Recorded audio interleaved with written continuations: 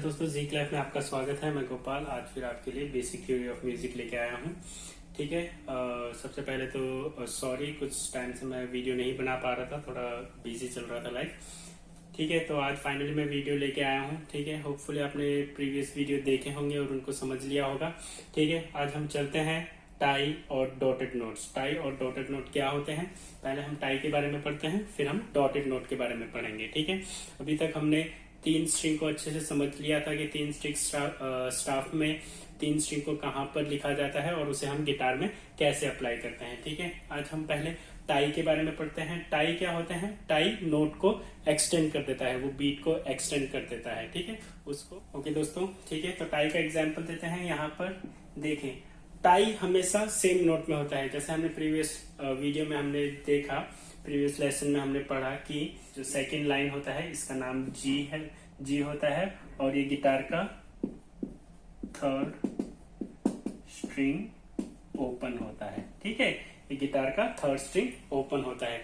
ठीक है, एक बात याद रखें, टाई में टाई हमेशा सेम नोट होता है। ठीक है, अब देखो यहाँ पर होल नोट है तो इसमें हमारे पास 4 बीट है, 1 2 3 4। तो हम एक बार बजाएंगे 1 2 3 4, तो रेस्ट ऑफ 3 बीट हम उसमें काउंट करते हैं।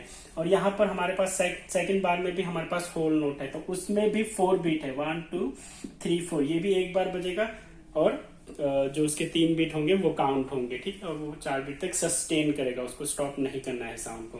अब अगर आपको दिखाई दे कि यहाँ पर कुछ ऐसे टाइप में, एक ब्रिज टाइप में या फिर कुछ टाई जैसा लगा हो, इसको हम टाई कहते हैं। ठीक है, तो ये लगा हुआ होता है, तो क्या होता है कि इसमें हम पहला वाला नोट बताते हैं, पहले बार वाला नोट बजाएंगे।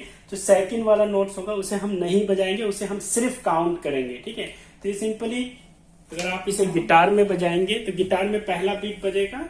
ठीक है, पहला ये वाला बजेगा और ये वाला सिर्फ काउंट होगा, कुछ ऐसे तरीके से। थर्ड स्ट्रिंग गिटार का तो कुछ ऐसे बजेगा 1 2 3 4, 1 2 3 4 की मतलब कि पहला वाला बीट बजेगा और सेकंड बीट नहीं बजेगा, बट वो काउंट होगा और नोट सस्टेन होता रहेगा। वैसे ही अगर मेरे पास यहाँ पर 2 हाफ नोट है और यहाँ पर बार क्लोज करने के बाद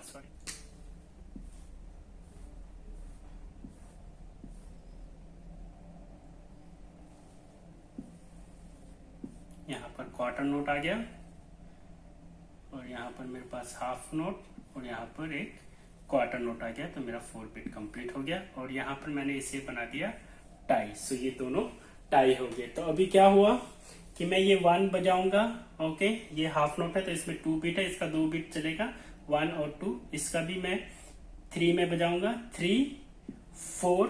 ओके, और यहाँ पर देखिए ये पहले बीट को टाई कर रहा है, तो ये जो ये नेक्स्ट वाले बार का हमारे पास 1 2 3 4 काउंट है। ठीक है, वो पहले वाले काउंट को मैं नहीं बजाऊंगा, उसको सस्टेन होने दूंगा और सेकंड वाले को बजाऊंगा। तो अभी कैसे बजेगा ये वाला पार्ट? ये वाला पार्ट कुछ ऐसे बजेगा 1 2 3 4, 1 2 3 4। ठीक है, समझ में आ गया? तो सिंपली बात क्या है कि जब आप देखें कि 2 नोट को टाई लगा हुआ है और नोट हमेशा सेम होने चाहिए, डिफरेंट नोट होंगे तो उनको टाई नहीं कहते, उसको स्लर कहते हैं। ठीक है, तो स्लर के बारे में हम बाद में पढ़ेंगे।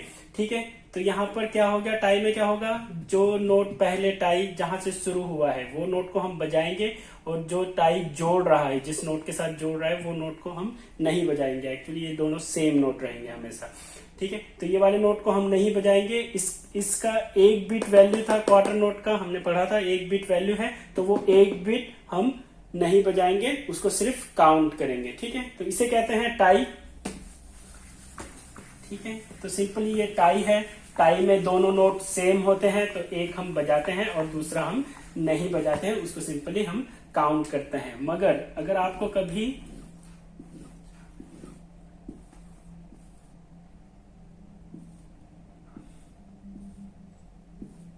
कुछ ऐसा दिखाई दे, ठीक है, तो अभी देखिए ये दोनों नोट डिफरेंट है। ये हमारा है जी और ये हमारा है ए। ठीक है, और ये दोनों डिफरेंट नोट है, तो इसे हम टाई नहीं कहेंगे, ये दोनों नोट बजेंगे, ये जी भी बजेगा और ये ए भी बजेगा। ठीक है, क्योंकि ये डिफरेंट नोट है तो इसे टाई नहीं कहते, इन्हें हम कहते हैं इन्हें हम कहते हैं स्लर। ठीक है, स्लर के बारे में हम कभी दूसरे क्लास में बात करेंगे। ठीक है, आपको क्लियर हो गया कि टाई क्या होता है और स्लर क्या होता है। ध्यान रहे, टाई में पहला वाला नोट बजता है, टाई का जो पहला नोट होगा वो बजेगा, ये वाला बजेगा और ये वाला नोट नहीं बजेगा, बट वो काउंट होगा, उसका वैल्यू रहेगा, बट वो नोट को हम हिट नहीं करेंगे, सिर्फ हम उसको काउंट करेंगे। ठीक है, ये बात को ध्यान रखें। ठीक है, नेक्स्ट जाते हैं डॉटेड नोट। डॉटेड नोट क्या होता है? नोट के आगे एक छोटा सा डॉट बना होता है। ठीक है, या क्वार्टर नोट में बना होगा। ठीक है, अब डॉट मैंने जैसे कि आपको बताया कि डॉटेड नोट क्या होता है, डॉटेड नोट बीट को एक्सटेंड कर देता है। ठीक है, उसको बढ़ा देता है। तो हमने पहले पढ़ा कि हाफ नोट में हमारे पास 2 बीट होते हैं। ठीक है, ओके, तो प्लस अगर वहां पर डॉट लग जाएगा, ठीक है, तो डॉट का क्या हो जाएगा, यहाँ पर 1 बीट आ गया और ये 2 + 1 3, तो ये हमारा 3 बीट बन गया यहाँ पर। ठीक है, पहले यहाँ पर 2 बीट होता था, जब डॉट नहीं था, डॉट लग गया तो अभी वहां पर 3 बीट बन गया। ठीक है, तो हम एक बार बजाएंगे और रेस्ट ऑफ 2 बीट हम काउंट करेंगे। तो 1 2 3 ऐसे चलेगा। पहले हम सिर्फ बजाते थे 1 2 और उस बीट का वैल्यू उस नोट का वैल्यू खत्म हो जाता था, बट डॉट लगने के बाद वो 3 बीट बन गया, 1 2 3। अब डॉट हर नोट के साथ डिफरेंट तरीके से काम करता है। वो कैसे काम करता है?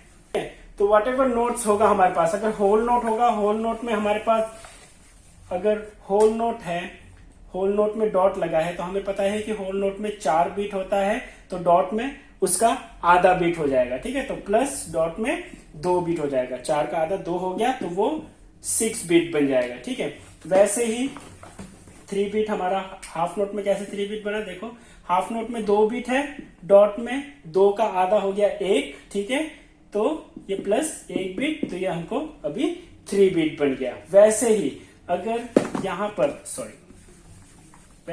यहां पर हमारे पास क्वार्टर नोट हो, ठीक है, और क्वार्टर नोट में हमारे पास डॉट है, ठीक है, डॉटेड क्वार्टर नोट भी बोल सकते हैं हम उसको।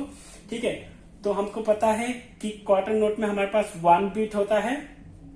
ठीक है, और 1 का आधा क्या होता है, आधा होता है। ठीक है, तो प्लस आधा बीट। ठीक है, तो अभी कितना बीट हो गया हमारा, 1½ बीट हो गया। ठीक है, बहुत छोटा जैसा मैथमेटिक्स का थोड़ा सा रूल्स यहाँ पे लगते हैं। ठीक है, तो उसको ध्यान रखें। तो वो ऐसे डॉटेड नोट काम करता है। तो हमेशा डॉटेड नोट 1 बीट को नहीं जोड़ता है, वो डिपेंड करता है कि आपके पास कौन सा नोट है, वो डॉटेड नोट किस नोट के साथ जुड़ा हुआ है। ठीक है, तो देखो यहाँ पर अगर होल नोट के साथ डॉट हो, तो हमें पता है होल नोट में 4 बीट है, तो डॉट में ऑटोमेटिक आधा बीट हो जाएगा, 2 बीट हो जाएगा, 4 का आधा 2, तो उसमें 6 बीट बन जाएंगे। ठीक है, हाफ नोट है, हाफ नोट में 2 बीट होता है, डॉट हो गया तो डॉट के पास 1 बीट हो गया, 2 का आधा 1 हो गया। ठीक है, तो यहाँ पर हमारे पास 3 बीट हो गया। ठीक है, क्वार्टर नोट है, क्वार्टर नोट में 1 बीट होता है, तो डॉटेड में आधा बीट हो गया। ठीक है, तो 1 का आधा आधा हो गया, तो इसमें हमारे पास 1½ बीट हो गया।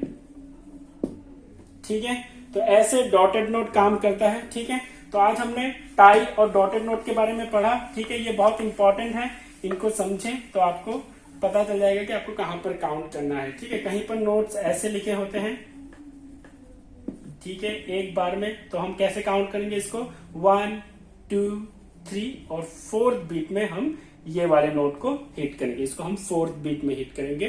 ठीक है, तो पहले अगर ये यहां पर नहीं होता तो हम इसको सिर्फ 1 2 काउंट करते और इसको हम 3 काउंट करते हैं।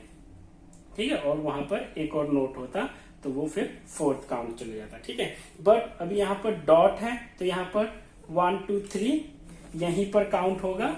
ओके, और आपको पता ही है कि अगर 4 टाइम सिग्नेचर चल रहा है तो एक बार में सिर्फ 4 बीट्स या 4 नोट के वैल्यू रहेंगे। ठीक है, तो यहाँ पर ये 4th बीट पर हिट होगा। ठीक है, तो ऐसे नोट वैल्यू को हम समझ सकते हैं, ऐसे डॉटेड नोट और टाई को हम समझ सकते हैं। होपफुली आप लोगों को समझ में आ गया होगा। नहीं समझ में आए तो मुझे कमेंट सेक्शन में लिख के पूछ लिया करो कि क्या चीज समझ में नहीं आया है, मैं उस चीज को दोबारा एक्सप्लेन कर दूंगा। ठीक है, तो आज का क्लास बस इतना ही काफी है।